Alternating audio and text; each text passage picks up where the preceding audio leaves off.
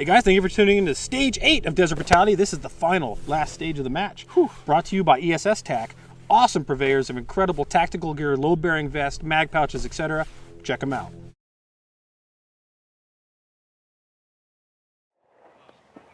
All right, last one of the day, last one of the match, last one of the afternoon, last one done. Yay! This is the Mogadishu quarter mile, vaguely based on Black Hawk Down. And what we have is a 400-yard sprint through a sand wash. There are targets on both sides of the sprint that you can engage if you want to. 5 of them must be engaged. Those are marked with an X on the paper target. The rest are optional, and neutralizing them gives you a bonus to your time. You start with both guns loaded. The rifle has 30 rounds available. So Carl will have a 30-round mag. I will have a 24 and a 6 to make 30 rounds. Once you run dry with the rifle, assuming you are engaging a lot of the rifle targets, you can then transition to your pistol or not, whatever you want. If they're not marked with an X, the targets are bonuses. And then at the end of our quarter mile sprint is a pistol spinner. Pistol spinner. Yay. Yay. We love spinners. My favoriteest target ever, saved for last. Hey, you know what though? 8 stages of a match, there's only 2 spinners out here. And one's rifle and one's pistol, so it's not too crazy. And it's not that far away. No. It's not a punitive target, but it is, can you shoot that thing when you're winded? And I think you recommended I shoot it with the Galil's night sights deployed, and this sight just completely jabbed. Oh, absolutely. Okay. Yes. All right, that makes sense. Yeah, that's your ghost ring. All right, we'll go for that. Works on lever guns, it'll work on that. Fantastic. Sounds like a splendid out there. Turn my Galil into a buckhorn sight. Yeah, in fact, here, I'll open mine up to the ghost ring too. Okay, perfect. Sweet. So the question here is, first off, do you shoot all the bonuses or not? And I think the answer there is you shoot all the bonuses. They're worth 5 seconds each. Yep. I think it is, I can't picture, as close as those targets are, it taking anywhere close to 5 seconds to engage them. This is the dilemma that's going on in my head. Do you engage them with best intent as you run by? Or do you stop in some positions and just engage and then move and then stop and then engage and move? So do you keep fluidity of movement and throw shots at them and hope for the best? Or do you stop and make sure you got them? I don't know. That's a real question, and I'm really not sure what's the right strategy for this. Yeah.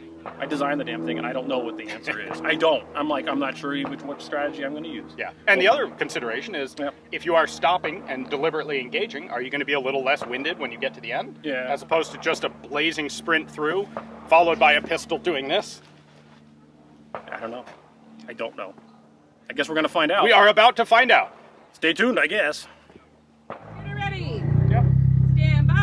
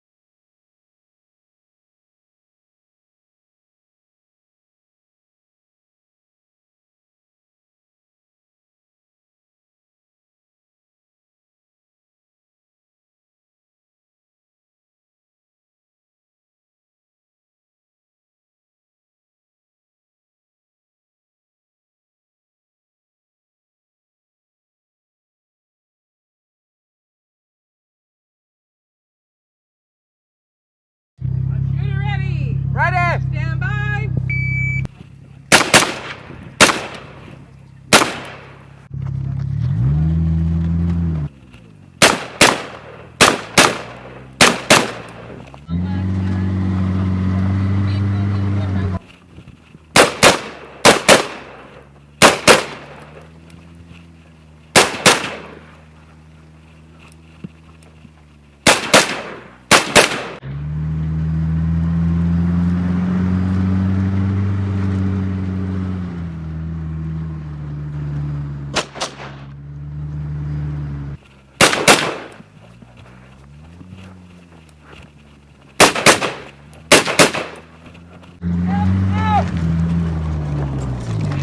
Clear. Drop the mag.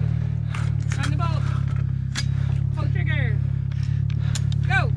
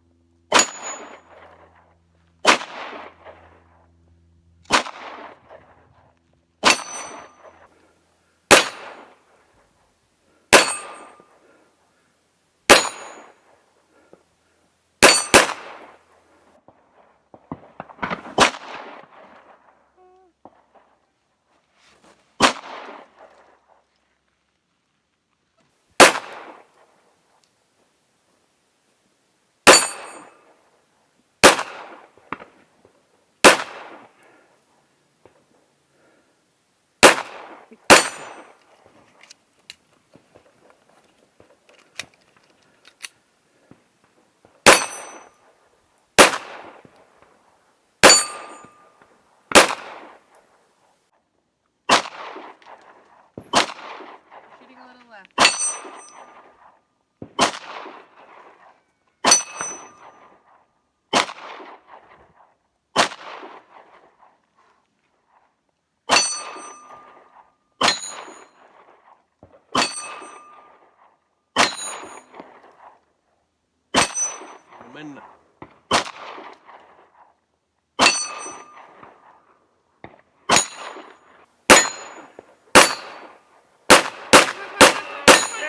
Yes! Hey, Dr. Meg. I see clear slide. Well, I was really hoping to win the inaugural Desert Brutality in Classic with a FAMAS, but it will have to wait till next year. So I went into this with a 10 to 15 second deficit. And I knew, especially given the spinner at the end, if I had any chance of making an even time, much less making up time, I would have to do something different than Carl. Because if I ran it the same way you did, I know I wasn't going to beat you on it. So I tried a Hail Mary. Okay. The idea was shoot all the targets I can see and then just haul and not have to slow down multiple times. And it didn't work. The idea being that your fast running would compensate? Something. You know, I'm not saying it's an idea that necessarily would work given thorough scrutiny, but I had to come up with something, and that's about the only differentiator I could come up with on this stage that would maybe let me make up a substantial amount of time, short of something going catastrophically wrong for you. Well, yeah, as we said, I don't ever wish that on anybody. I'd rather just win than just watch someone have a problem. So, unfortunately, we don't have the footage of my run. Why don't you describe what happened? Let's go, since we don't have the footage, let's say this. Well, they don't know what you're referencing. So, I did the same thing that you did. I ran through, I shot all the targets, I transitioned to pistol for the last 5 targets. I did shoot all of them, went to the spinner, I spun the spinner, I got it over, it took me 2 mags. Actually pretty happy with that. I was hitting top and bottom of the spinner. I was getting double taps on the bottom plate of the spinner. That spinner was a little closer than we're used to usually seeing. It was. So, you know, all things being equal, it was not a bad run, with the exception of I don't know exactly how many of the bonuses I hit, but I missed several of them. And most importantly, one of the required X targets I only had one hit on. Which was not neutralized. And so that's a 1 minute penalty. But the thing you did differently, because we don't have the video, is what happens is you start in that little circle, and I engaged the first 2 visible targets, and then I moved up and I shot the next 3, moved up, shot the next 3. Right. My thought process on this was, and honestly, I designed this, but I couldn't remember where the targets were either. You might design a stage, but by the time you get to stage 8 of 2 days of this, I don't remember anything. I'm waiting for the RO to tell me what I'm supposed to do, because I can't recall. So I didn't remember the target layout. And so what, in my mind, I had this thing reverberating in my head, which is two paper targets are a target. A single target is just something to run by. It's a waste of ammo and time. So I ignored anything that wasn't a group of at least 2 or more. Interesting. And so if there was 2 or more, it was worth the stop, get the hits, move on. 2, get the hits, there's 1, leave it. Here's 3. That's what I did. Wow, I shot everything. Right. I figured there was no circumstance where I could see it taking me more than 5 seconds to hit that target. So I intentionally left some behind because if there weren't at least 2, I wasn't considering it targets of opportunity. Interesting. And Now, I did shoot some of them while moving. your time was 120 something, 120.2 or something like that. and mine was 142. Okay. So I suspect we were probably about equal on the run, and I suspect you were 20 seconds faster than me on the spinner. What you did do, what they didn't see is from that circle, instead of moving, you tried to shoot every visible target. Right. Yeah. And it almost worked. It almost worked. When I didn't know you were going to do that. Yeah, And I didn't tell you that going in. no, and I was standing in the shade, and I saw you start doing that, and I have to admit, I kind of went, I don't think that's going to work. Like I said, I'm not claiming that under close, careful calculation it would have been a good idea. Yeah. But what I knew, this is one of those situations where if I do the standard thing, I am guaranteed to not be successful at it. So I'm going to try something. I may win, or I may go out in a place of missing and glory. I don't think you did that So- either, but I understand the concept of he who braves sometimes wins. There's a chance. You were the brave one on this one. Yeah. Well, It's easy to be brave when the alternative is fated. well, we also don't know who won yet, because we don't know what happened on other squads. Sure. We don't know what happened with other classic shooters. That's true. We don't know that I won yet. We do know that I was able to squeak it out after my bacon was in the fire for 2 days in a row on the last couple stages. It was pretty cool how close we stayed the entire time. I think the audience should appreciate that, how much you've improved. And I mean, really, legitimately, from the beginning of us shooting 2-gun, I have. Yeah. you're a different person in regards to your shooting capabilities. And the fact that you're now giving me such a run for my money at these events, to the point where honestly, it was pretty clear after one of the first stage today, I'm like, oh, I'm done. Oh, well, that's what it is. I'm going to be second at my first inaugural match, just kind of you're talking about now. But the reality is, so much can change from one stage to the next. Yeah. You just don't know. So I guess we'll wait to see what happens with the rest of the shooters, and we'll find out what really happened with Classic Division, as well as the rest of the match. Yep. And find out where we placed overall, which will be very interesting. I want to say one more thing, though. I am very impressed with that rifle still. I freaking love this rifle. Yeah. And my misses on this stage are me. They're not indicative of the rifle. I know it's easy to say that and sound like someone who's just trying to make excuses for the gun, but no, that was all me. That was not the gun. If the audience thinks we're making excuses, they're watching the wrong channel, because that's not what we're about. Well, you know, the other interesting thing, there are some people I'm sure I will not be able to convince of this, but this is a legitimately awesome gun. This is not me liking the gun because it's a rare and exotic French rifle that I, by definition, am required to like. This thing convinced Carl that it might be a bullpup that's actually not terrible. That's a strong support. With the exception of 2 things, the ambidextrous issue, and I'd like to have an optics mount that was low. Yeah. Those 2 things aside, that's it. I would buy that bullpup in a heartbeat. That's the only one I can think of if there was on the market, I'd get one of them. That gun's impressive. Yeah. It really is. I can see why they kept it for as long as they have, and it's kind of a shame that they have to switch away just because of manufacturing capability. Yeah. But you know, I'm gonna go ahead and back you up. It's fantastic. It really is. All right, well, we are going to have an overall match conclusion once we know all the results. We have to go and hand out a boatload of awesome prizes to all of the awesome people who showed up to this match. Yes. And that could be you next year.